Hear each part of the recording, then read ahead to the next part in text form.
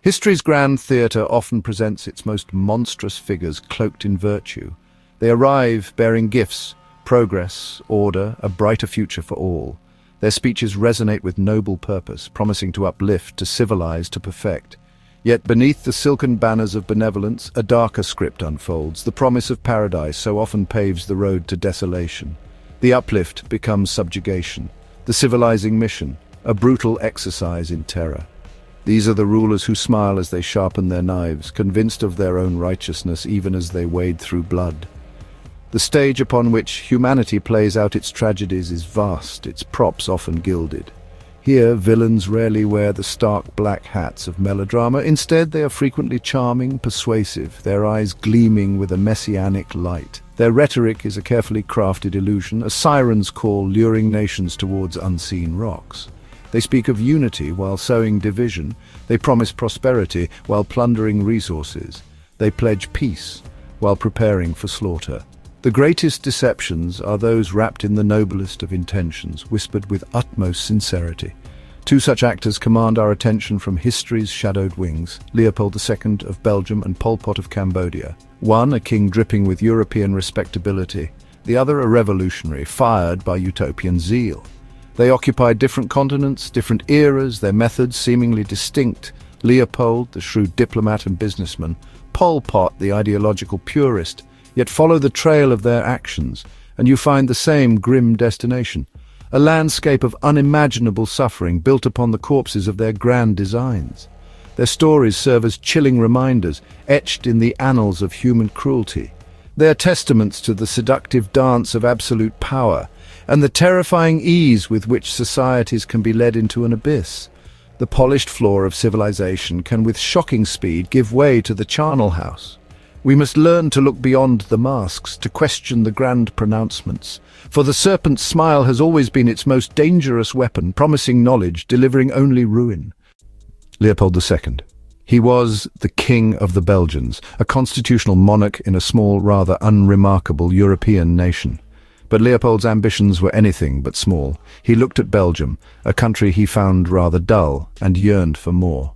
He craved an empire, a vast territory he could call his own, a place to project his will and, crucially, to extract immense wealth. His gaze fell upon Africa, a continent then being carved up by the great powers. He was determined to have his piece. The magnificent African cake, as he once termed it, was being sliced. Leopold, with no mighty army to conquer, knew he needed a different approach.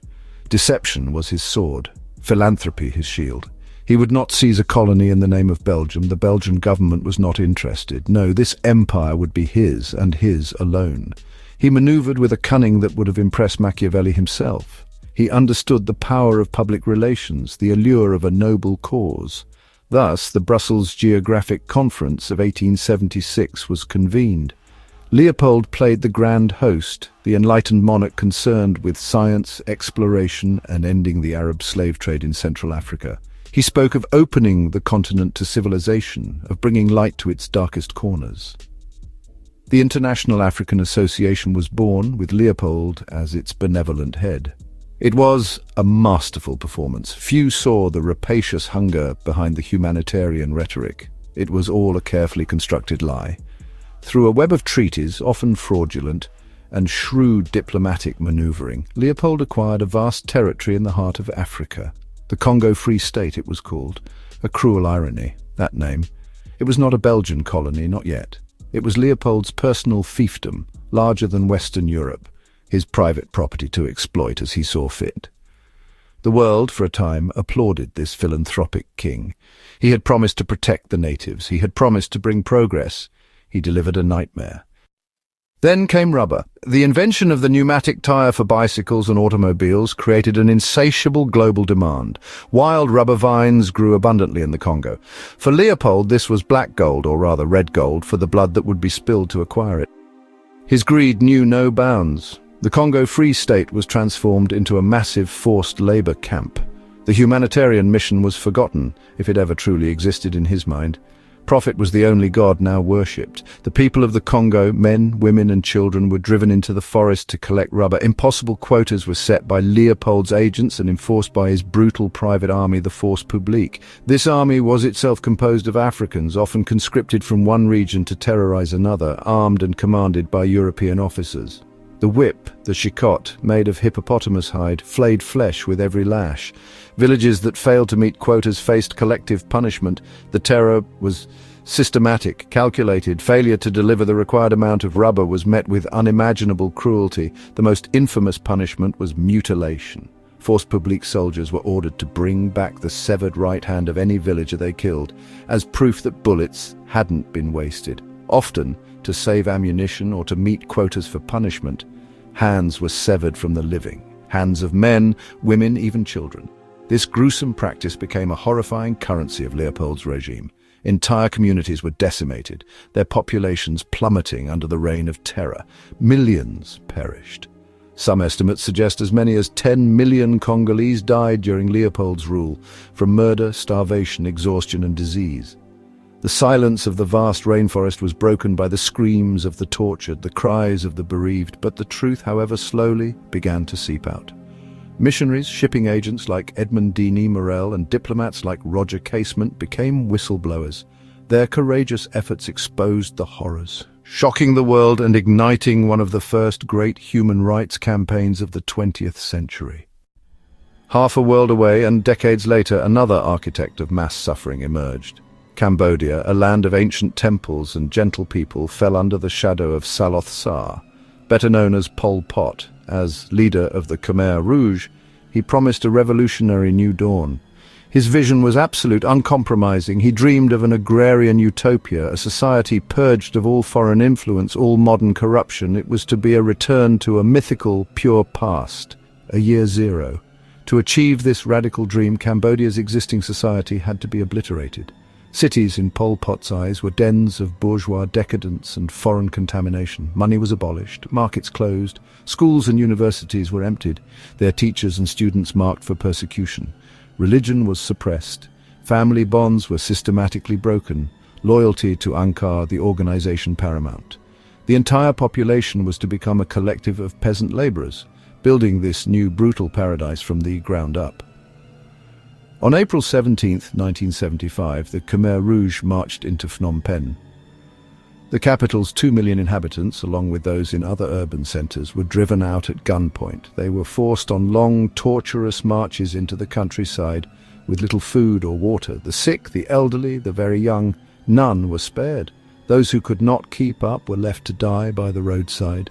The cities became ghost towns, silent monuments to a revolution devouring its own people.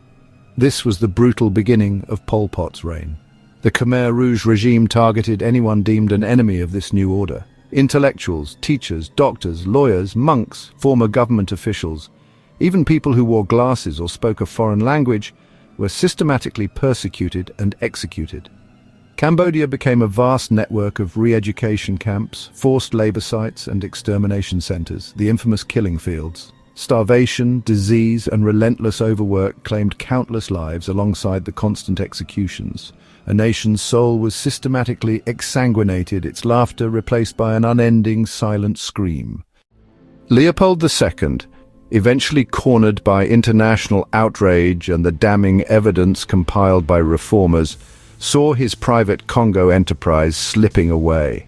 In a final act of cynical self-preservation, he ordered the archives of the Congo Free State to be burned, hoping to erase the records of his crimes. "I will give them my Congo," he reportedly said, "but they have no right to know what I did there." He relinquished control to the Belgian state in 1908, but not before amassing an enormous personal fortune. His legacy, despite his efforts, remains indelibly stained with blood. Pol Pot's regime was overthrown in 1979 by invading Vietnamese forces after nearly 4 years of horror that claimed the lives of an estimated 2 million Cambodians, roughly a quarter of the population. He and his Khmer Rouge remnants retreated to the jungles along the Thai border, waging a guerrilla war for years. Captured in 1997 by his own former comrades, he died under house arrest in 1998, never having faced an international tribunal, never truly admitting the scale of his atrocities. His denial echoed chillingly to the very end, a testament to an unrepentant heart. Here stand two men, separated by time, geography, and ideology, yet united in their monstrous impact. Leopold, the royal philanthropist, cloaked his greed in the language of civilization and progress. Pol Pot, the austere revolutionary, masked his fanaticism with promises of an egalitarian utopia. Both were architects of systems that consumed human lives on an industrial scale. For both, power was the ultimate intoxicant, and their own visions justified any measure of cruelty, any depth of human degradation. Evil, it seems, rarely announces its arrival with thunder and lightning. More often, it wears a smile, offers a helping hand, speaks in soothing tones of fixing all that is wrong. It promises simple solutions to complex problems. The stories of Leopold and Pol Pot are stark warnings. They caution us to scrutinize leaders who demand unquestioning faith, who offer grand designs for society at the expense of individual dignity. For behind the most benevolent masks can lurk the most monstrous intentions. The abyss is always patient, always waiting.